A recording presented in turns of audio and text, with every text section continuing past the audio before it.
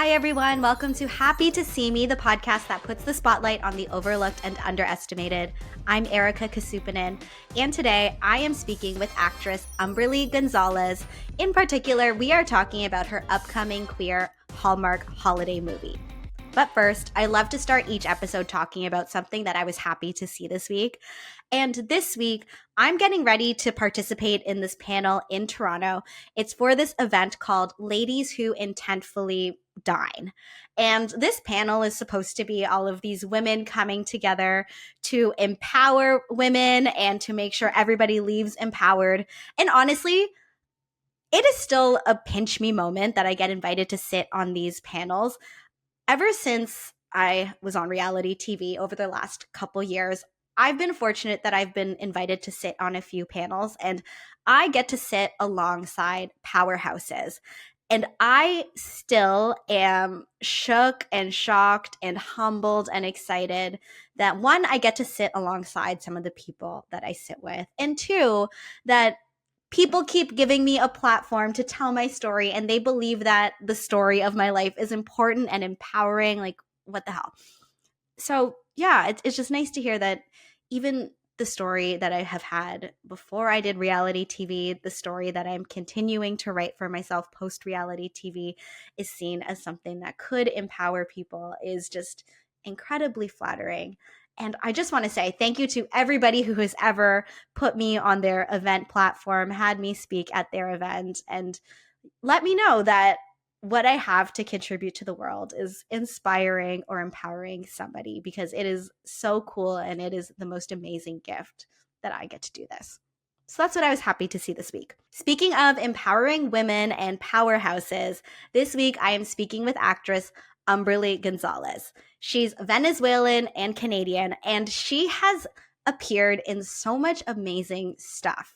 So to name a few of her projects, she has been in Ginny and Georgia, which I'm currently binge watching. She's also been on Slumberland, Utopia Falls. She's been a video game voice actor. She's appeared in so many TV and movies, and she was even the Philly cream cheese angel. In particular, this Christmas, she is one of the leads of Friends and Family Christmas, which is the first ever female-led LGBTQ plus Hallmark Christmas movie. So Humberly is part of a milestone. In this interview, we talk about moving from Venezuela to Canada and discovering the arts, the mindset that she had to develop being an actor and dealing with rejection and continuing to persevere in pursuit of her dreams. And we talk about the joy, excitement, and pride that she has in being able to bring queer romance to the holiday rom-com world. This was such an energizing conversation. It is so inspirational. So let us just get into it. Without further ado, this is Humberly González, and I hope you enjoy it.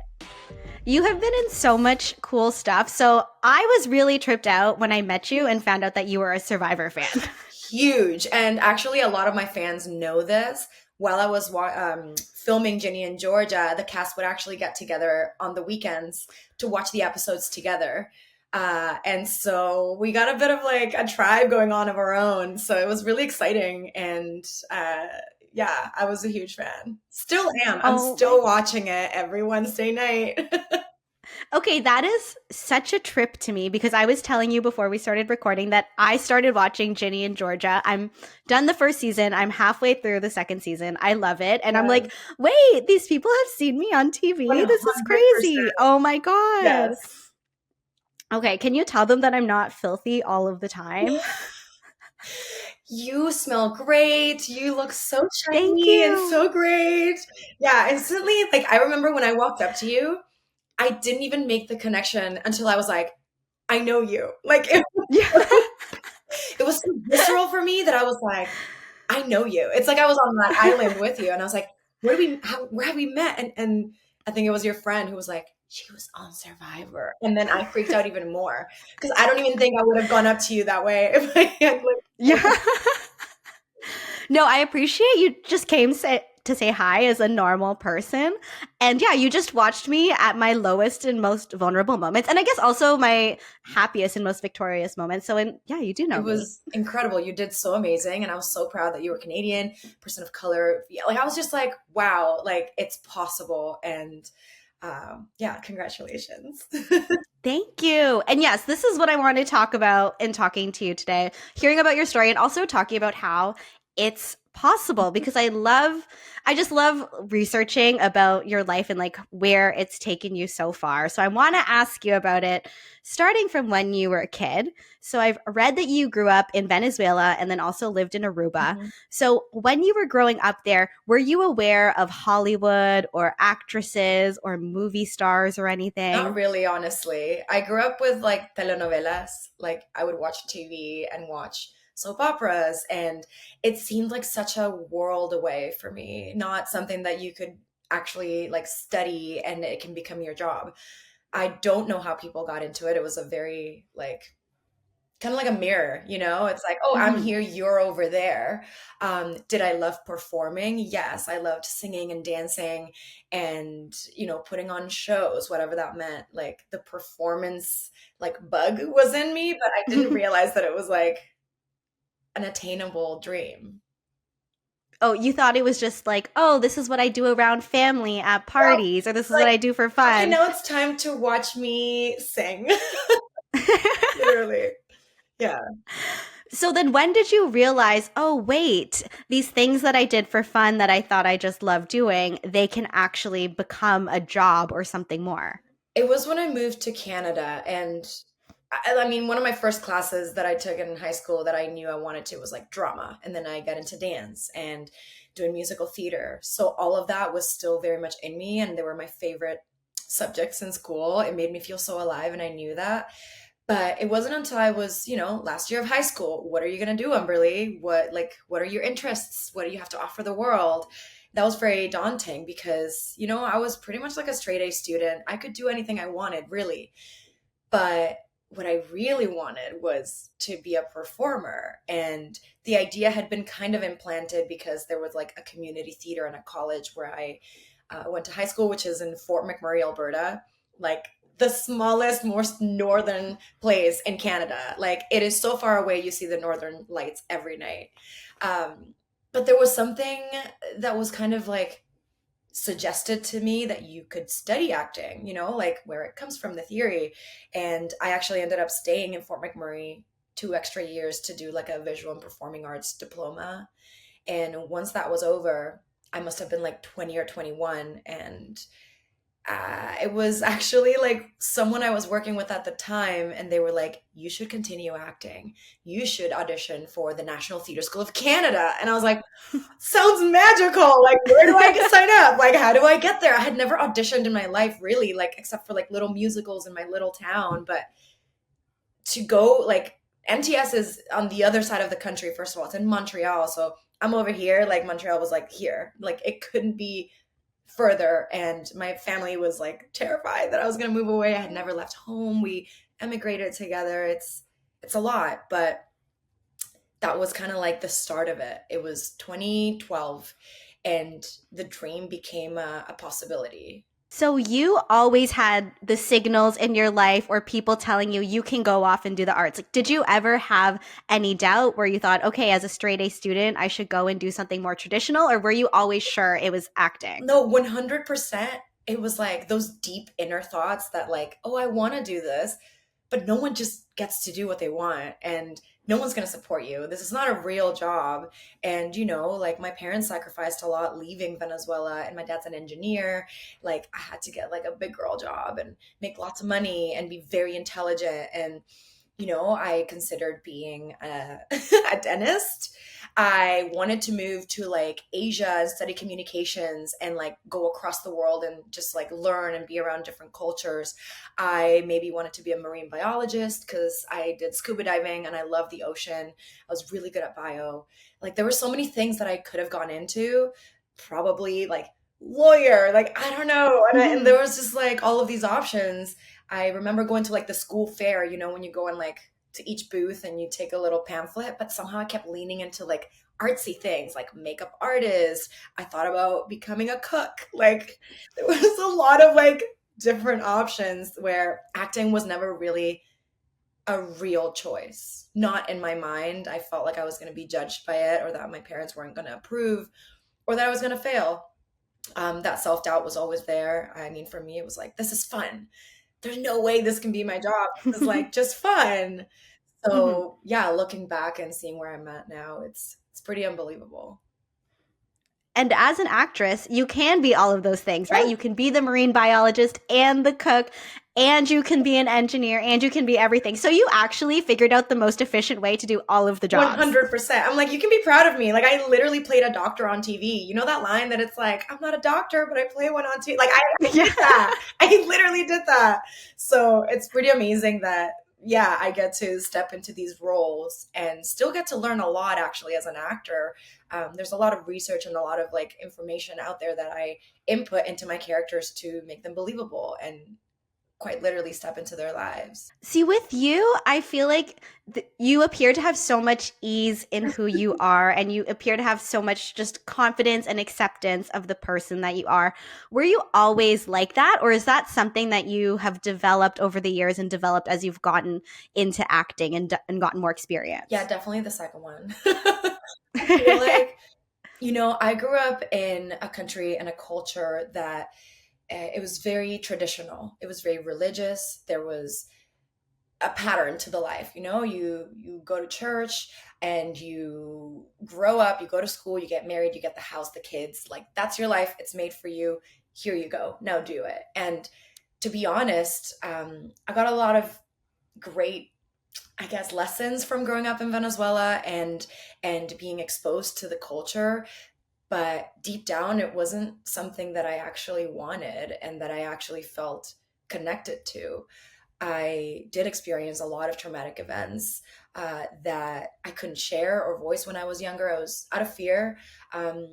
I felt like I wasn't as close to my family and be open and vulnerable as I wanted to or thought possible, because out of respect, you know, you respect your elders and you pray about it, or you hide it because you have to have this like perfect veneer almost. I grew up in the land of Miss Universe and Miss Venezuela being the most beautiful put together women. So that I think affected me a lot, where I wasn't doing the inner work and I was only showing up as I am, putting on masks, being the like cheerful, happy, like person, you know, and that is a part of my personality, but I was ignoring or avoiding the other part, which is there's a lot of pain and trauma that I didn't go through.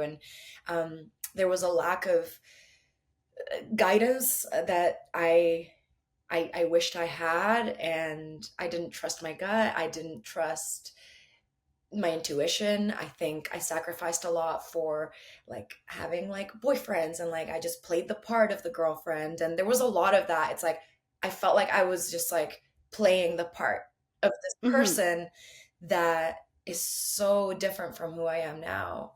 And I think the difference is being honest with myself and finding vulnerability and strength in that, and actually voicing when you're not okay. I didn't know how to do that. I was like the toxic positivity girl because that's how I survived. Whereas now, especially in my career, being able to open up and be like receptive to the world and vulnerable is my strength. And I have to do that to be able to do my job. So that was definitely a transition. And I feel like even when I didn't have all of the support that I needed back then as a younger self, I had enough to know that I could do it. There was something inside me always that I said yes a lot to scary things, and I believed in myself somehow. Like it was always there, and it's like I just had to cultivate that and make it really real. I can relate to so much of what you're saying, especially when you're talking about the toxic positivity and wanting to make it seem like you have it all together and you're going to play the role that the people around you need you to play rather than being yourself. And isn't it ironic how earlier in your life you were talking about how you put on all these masks, and then now when you're older and your job is putting on masks and being other people, you're able to put your real authentic self into them. Like where do you think that switch came from? Or was there a moment where you realized that that happened? Honestly, so I ended up getting into theater school, obviously. I ended up auditioning, and somehow I got into this really prestigious program that is a conservatory for 3 years. They only accept like 12 people a year from all over the world. And that was life-changing because it was the first like separation of autonomy where I left my family and I was making choices by myself. I lived alone for the first time in a city that was so different from anything I've ever experienced. And I became curious about what is it that I actually want. And I could just be free to be myself because I didn't have to follow anyone's rules. I was under my own roof now. I'm like, I can make my own rules. And I got to discover a lot of myself. I was exposed to so many different kinds of people. And then when I moved to Toronto in 2015, that's when the real like reveal happened. I think I had a lot of moments of I'm living in fear for some reason, and you do have a chance to be yourself, to start over again and follow your literal dream of being a performer. So do it. And all I had to do was start telling the truth, start saying no to the things I actually didn't want, and say yes to the things I did want, and have this like undying belief, which I got taught to believe through faith. And even though I'm not a religious person anymore, I do believe that faith and humanity, like we need to believe in something, whether it's ourselves or the universe or energy, whatever it is.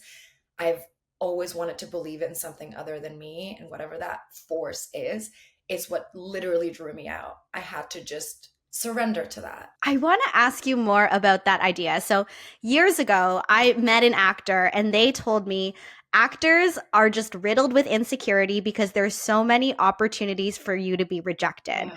So, I want to know, does that ring true for you? And being in an industry where there's the potential to get so many no's, how do you find the strength and the perseverance to keep going? For me, I definitely had a few breakdowns when I started. I moved to Toronto and I got my first agent, and that was like my mom. You know, I didn't have my parents here, and she became a person that I looked up to and went to for advice and went to for guidance because I've never been in this industry, and I let alone ever did film or TV or anything. So auditioning was nerve-wracking. I used to almost throw up every in-person audition. I was so nervous. I would choke. I literally had a casting agent hand me some water in between scenes and be like, Oh my just God. breathe, do it again. Couldn't do it. Like there was this nervous energy where I couldn't just settle. And I knew that I was just desperate to be said yes to. I couldn't just be myself because I wanted it so bad that it became like, it went outside of me. And I wasn't like really trusting that I could. I remember showing up to my agent's office, like bawling my eyes out, like the stress, the rejection, that I was the girl when I started auditioning for like bigger things that I would be like runner up or pinned and let go, that I got callbacks but never chosen. And I was in that for a bit, and it really got to me that I was like, I don't know if I can handle that. I don't know. I don't have any like feedback to draw from. And I had to learn. And my agent sat me down and she's like, Umberly, you're a warrior. You are being seen right now. And that is a gift in itself. To be given the opportunity to show up is enough. And that makes you valid. You know how many hundreds of people don't even get one audition? Like, I didn't know that. And I had to really understand the competition, the world, the industry, that I was probably comparing myself a lot, and I was looking to see what everybody else was doing, and I was going outside of myself for the opportunities. And she reminded me that it's all in here. It's all in me. She's like, you're being seen and you're planting the seeds. The seeds are not going to grow right away. Like blowing your fields is going to take a moment, but you are planting the seeds. And you know what? If what you need is some feedback, even if it's just from me, or if I can ever get it, I will have that like channel of communication with you. And our relationship got so much better after that because I realized that's what I needed.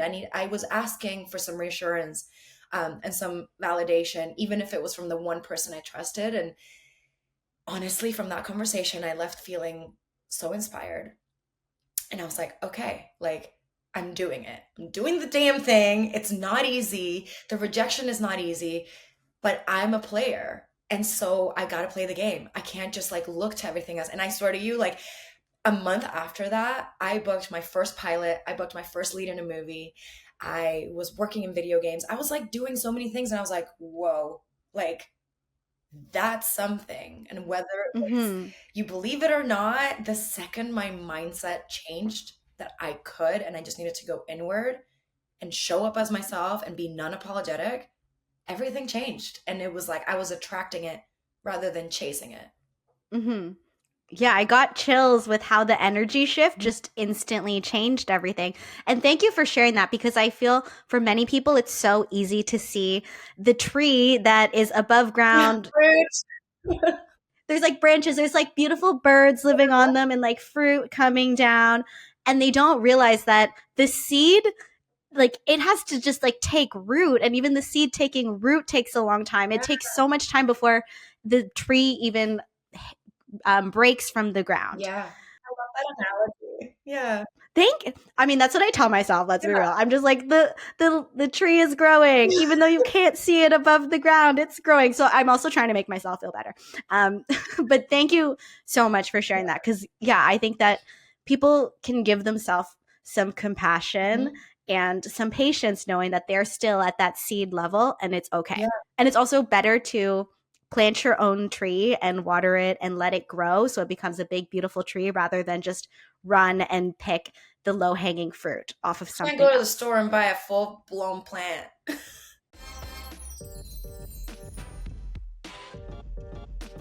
The reality is that we have to take our steps forward, and we have to learn from each rejection and mistake and doubt, and not make it a part of like our failure, but really we can't be a natural at everything at first, as much as we want to. These steps are actually crucial to finding confidence in what you do. And that's what it gave me. These baby steps that I took forward were my stepping stones. I made my own ladder, and each step got me further and further and further. If I had wanted to start right at the top, like there's a huge risk of falling, a huge risk of me having like an uneven stepping stone. And I didn't want that. I knew that it was okay to not know everything, and it was okay to learn and to not be perfect. That's impossible. When you started booking these roles after you had this mindset shift, once you got on set, were you terrified? Oh yeah. I mean, and this is the thing. It's not like this terrified, like, oh my gosh, I can't do it. Anytime I was said yes to, I took that wholeheartedly. They want me. I am valid. I am worthy. I can do this. I may not know how to do everything, but they booked me for a reason. So I started to really focus on the reason I'm here rather than the reasons I could lose out or fail.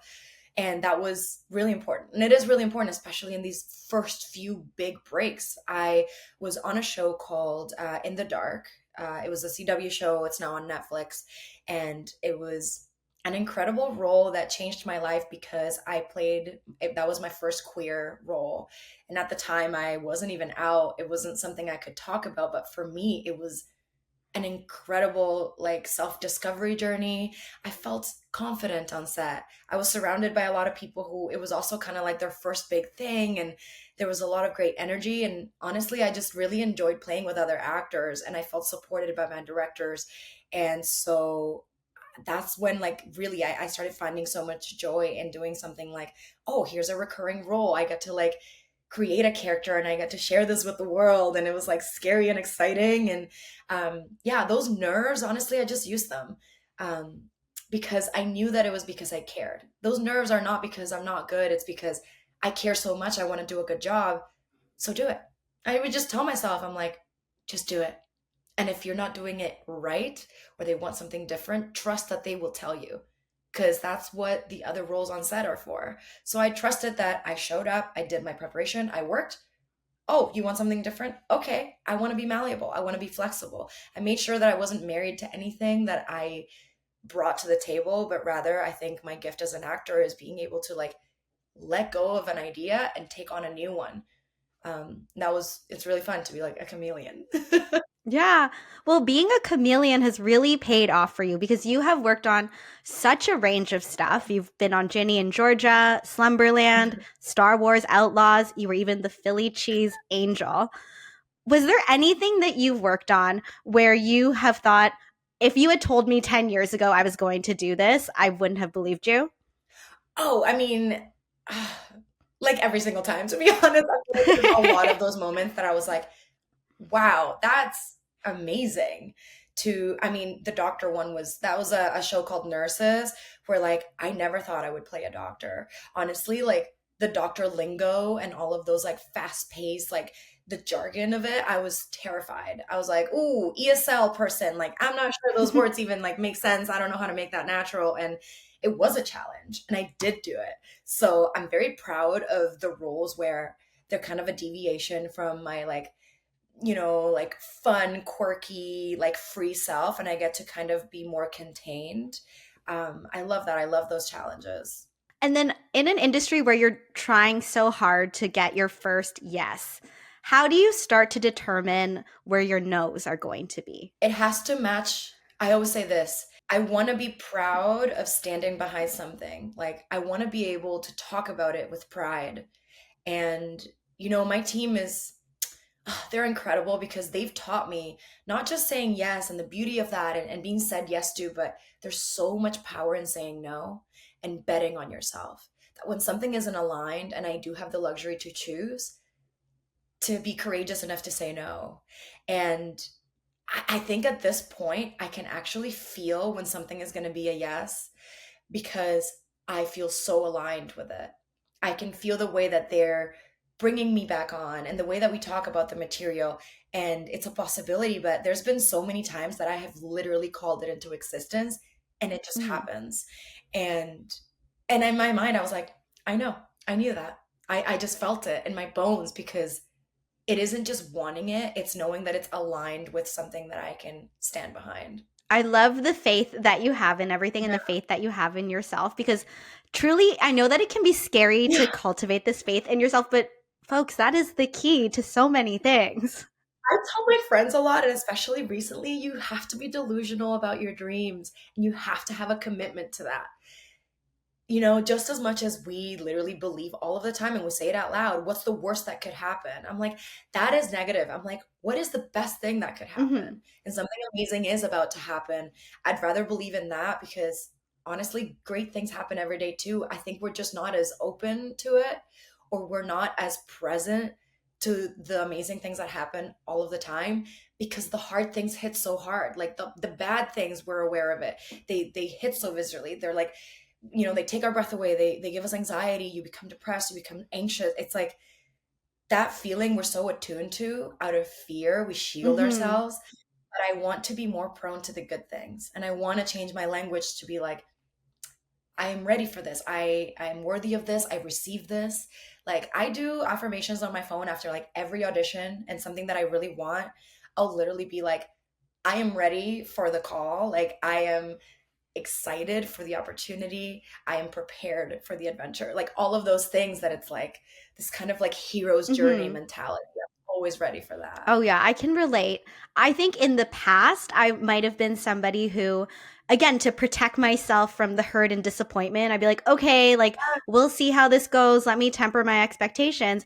But then I started to think, why not be excited? Because I don't know that I'm going to be disappointed. Like, why don't I just allow myself to be happy in this moment? And if it ends up positively, then it works out. And if it doesn't end up the way I want it to go, I can just trust that I'm strong enough to move on and move on to the next thing. Totally. And I think that's where the work is actually harder or what I do work on the most is the letting it go. It isn't even about believing. I think it's harder for me to not even like dreaming and fantasizing about all of that, visualizing my future, visualizing getting the call and booking these jobs. Like for me, that's like, yes, given.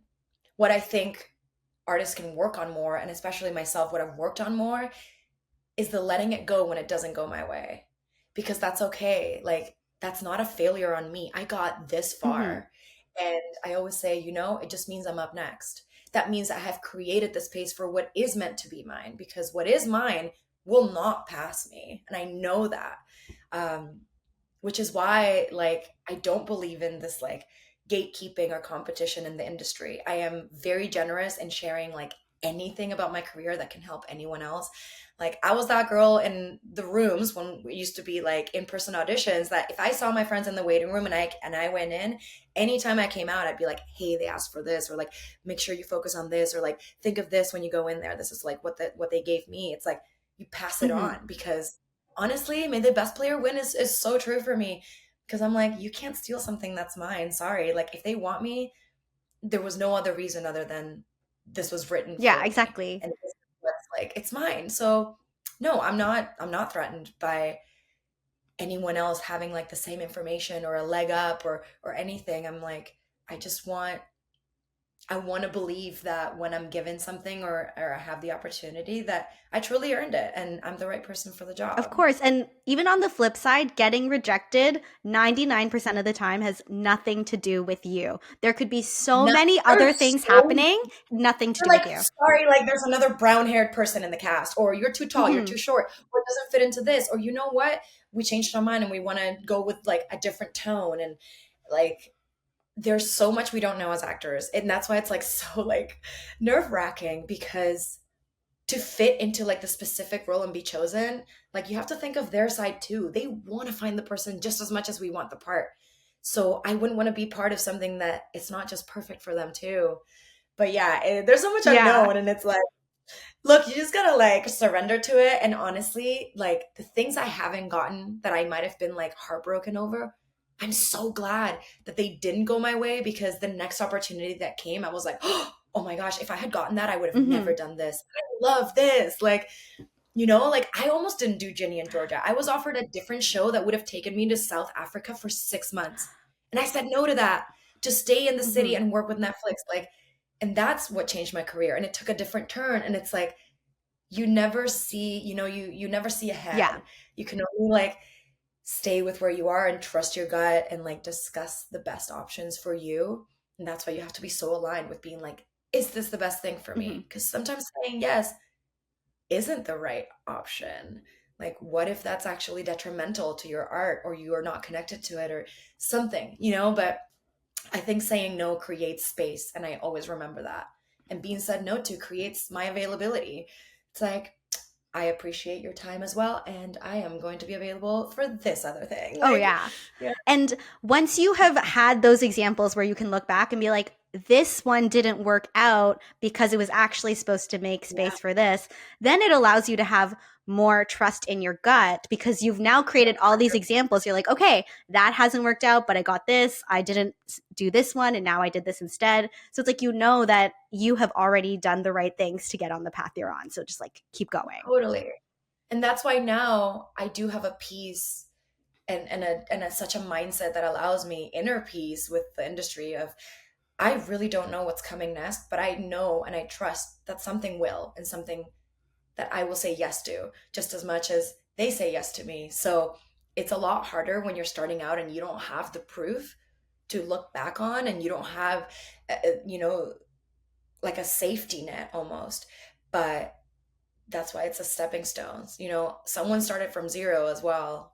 I did too. When I came into this city, I didn't have mentors. Like, I didn't know anything about it. I had to really start from zero and kind of like be curious and ask questions and do my best. I definitely made mistakes, and I definitely like wish I could go back and talk to my older self, like, when I first started out. But that's my journey, and that's why I'm so eager to share what I've learned and what I've accumulated, the wisdom I have like so far in my career, to people who are starting out. I want to ask you about this upcoming Christmas project because I think this is so exciting. I need to read this to make sure that I'm getting it right. So, you are starring in the first ever female-led LGBTQ plus Hallmark Christmas movie, Friends and Family Christmas. Congratulations. Yes, thank you. It's unbelievable, honestly, because I never thought I'd be a leading woman in a Hallmark Mm-hmm. film, and that's just because of what I was exposed to, or what I've been told, or what I was looking at. That at the start of all this, I think Hallmark had a very like specific niche that maybe I just didn't see myself in. And I was okay with that. To be honest, I would go and audition for Hallmark things at the start of my career, but like I never booked them.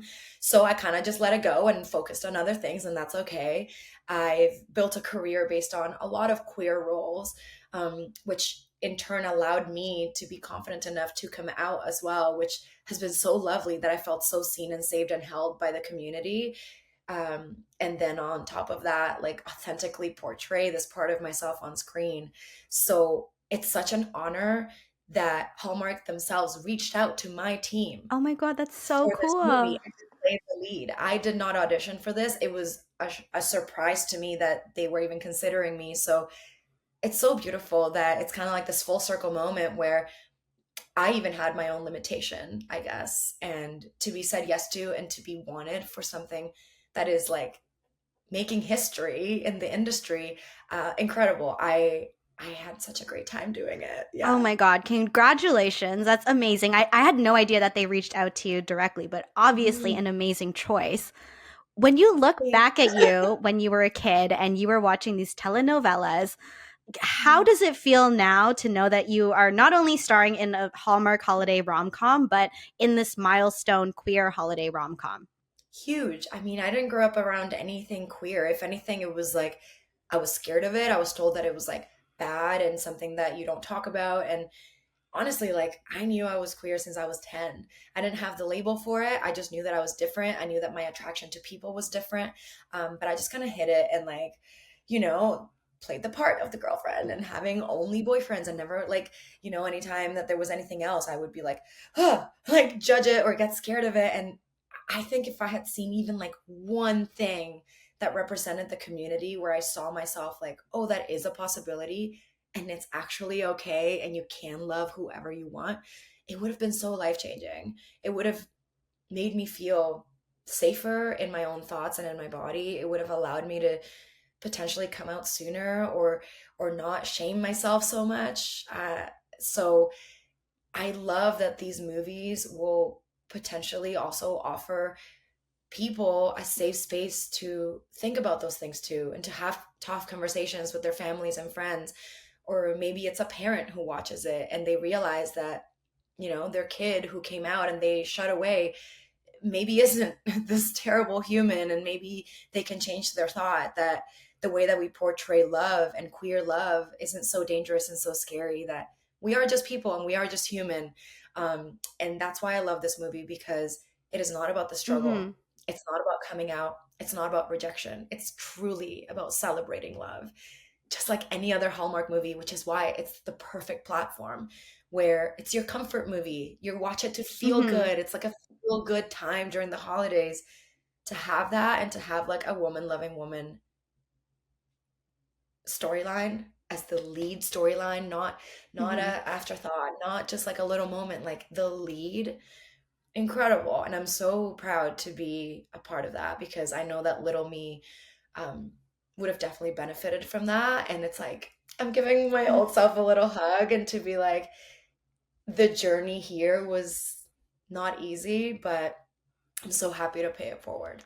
What I love about the formula of rom-coms is it's going to be a happy ending. So it's so exciting Yeah, that it's you like, oh, you do. get to watch this queer woman storyline and they're going to end up happy and in love at the end. And when Yeah. you were saying, okay, there's not going to be the struggle, the queer struggle in this movie, you've played so many queer characters. A lot of them have never had to have a coming out story. They just have been. Oh, And even in this movie, not a coming out story. So for those who yeah. might not be part of the queer community, why is it so important that there isn't a coming out element in this movie? I think we need to normalize that whoever we love and our identity or orientation, like we never have to disclose that or have an excuse for it or defend it.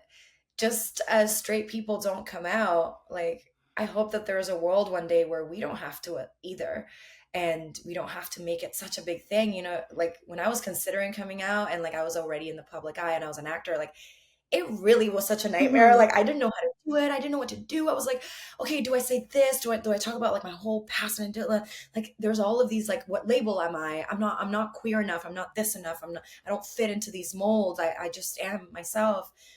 To save that anxiety, like to not have to do that and just exist, and be like, this is who I love. It would be so amazing. It's such a like a breath of fresh air, and the expectation of the coming out if you are queer is like, it's so Mm-hmm. intense.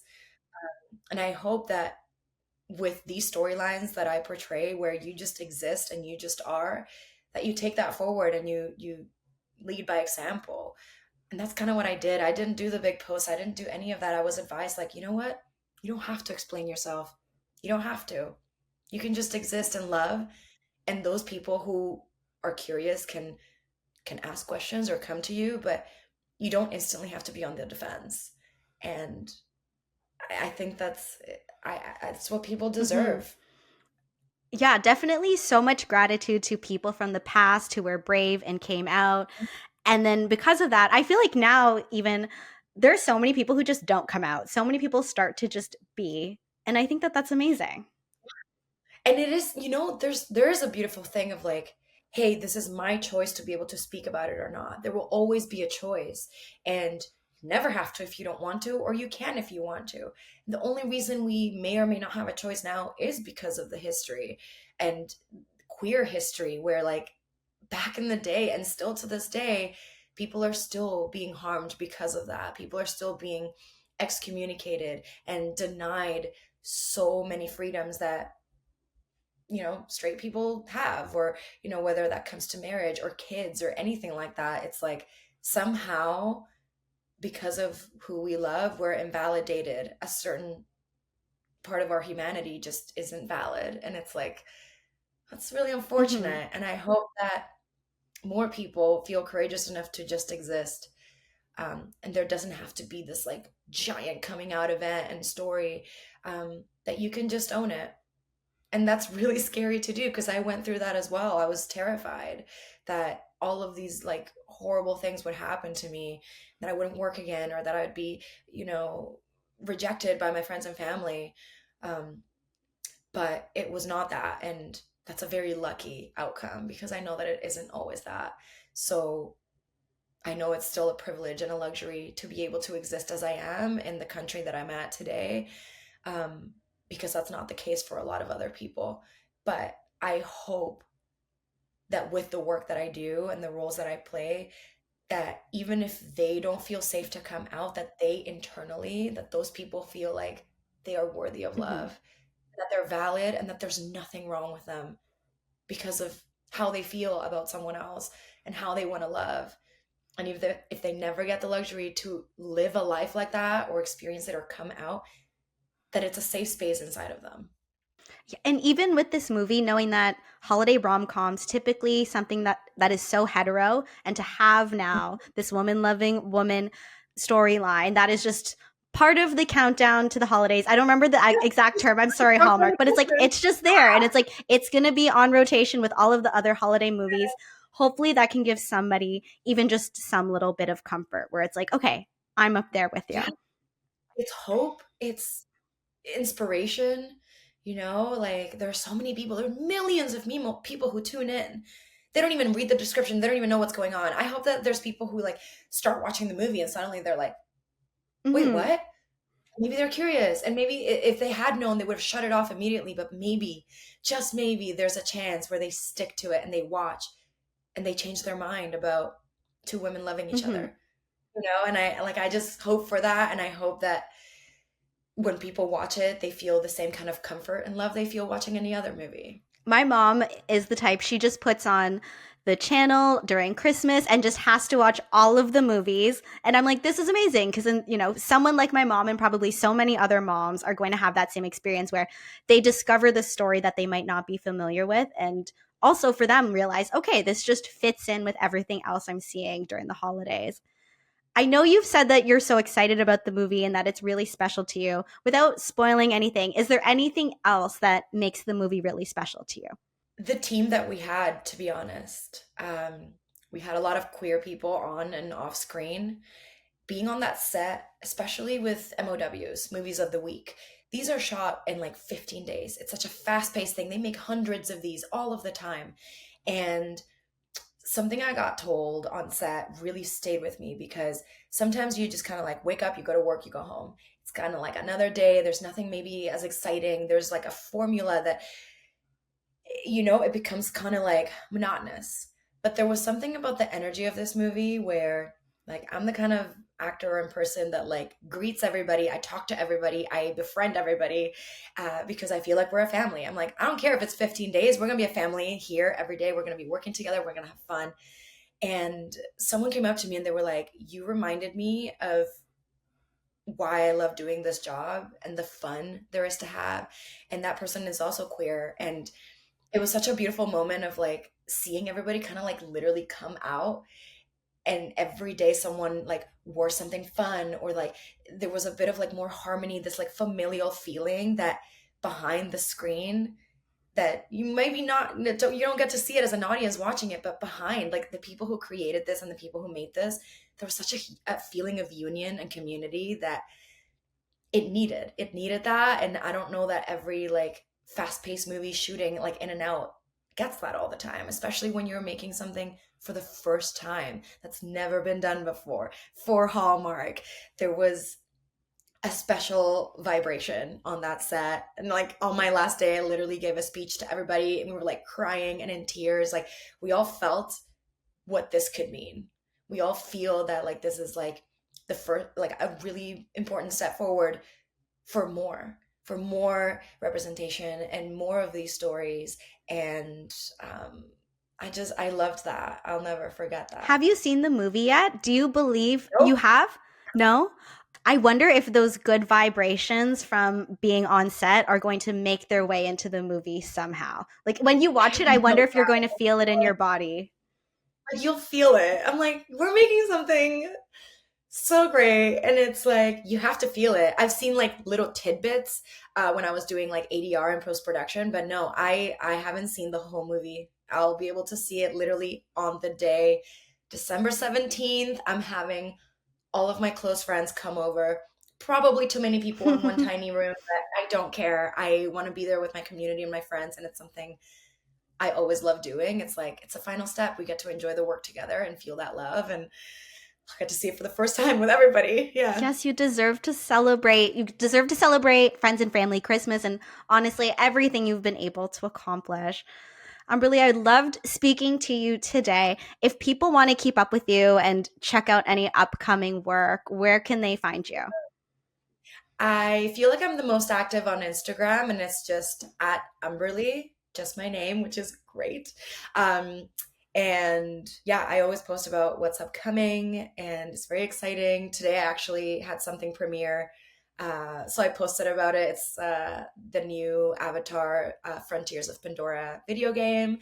So if you're looking for a new video game to play, definitely like jump into this magical world. I got to do voice acting for it, and it's super exciting. But yeah, lots of exciting things coming up, and I can't wait to share it. You had to learn to speak the Avatar language for this game, Yes. right? That is such a trip.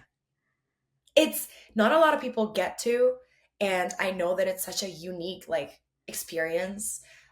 Even Paul, who created the language himself, like he is the one who created Navi for James Cameron's movie Avatar, and getting to work with him and getting to hear from him that I had a great accent, I was like, what? Thank you. Like it was not easy. There's a lot of different things. I mean, being someone who like English is their second language, I think it helps having Spanish as the base, but it's a whole other world, and it's a whole other like feeling and like words and language. I got to sing as part of it too. So very exciting, very cool. Like all of these little things that I never thought I would do. And they just come my way, and I just say, yep, I'm going to do that, and I'm going to learn it. That's probably the best compliment, that you have an excellent accent for this fictional language. That's how you know that your acting has pushed you to limits we didn't think was possible. Yeah, I'm super grateful. Thank you so much for being here today. Thank you. What a beautiful spirit and energy. I cannot wait to watch Friends and Family Christmas, so make sure you check it out when it comes out on December 17th. I'd love to end the episode by answering an audience question, and there is nothing I love more than, I'll be honest, talking about my hair. And this week's question is, have you ever had any hair colors other than purple? So yes. I mean, my natural hair color is black, dark brown, that type of thing. I also, in elementary school, went through an unfortunate phase where I tried to have blonde highlights. So I did have a blonde Asian era. It was fine. It made me look more tan, actually, but I look back at the photos and I'm absolutely horrified.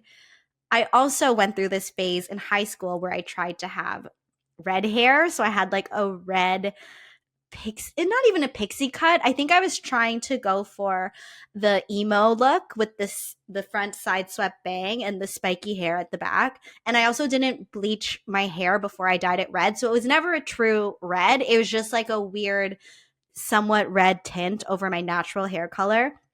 And my haircut was kind of unfortunate because instead of looking emo, it was giving Kate Gosselin from John and Kate +8. If you don't know that reference, I guess you're not a millennial or you didn't spend a lot of time watching TLC. After that, I always had customer service jobs, so my hair always needed to be my natural color. But there was a brief moment when I didn't have a customer service job. So, I immediately added pink streaks to my hair. Then after that, always worked in customer service, always worked in client service, always had my natural hair. I actually used to have really long hair with these really blunt, straight across bangs. That's how I looked for most of my 20s. People are always really shocked when they see old photos of me.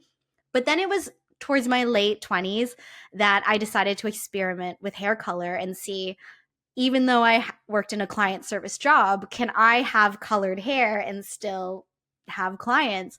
So I initially started with purple streaks that I had hidden in my lower layers.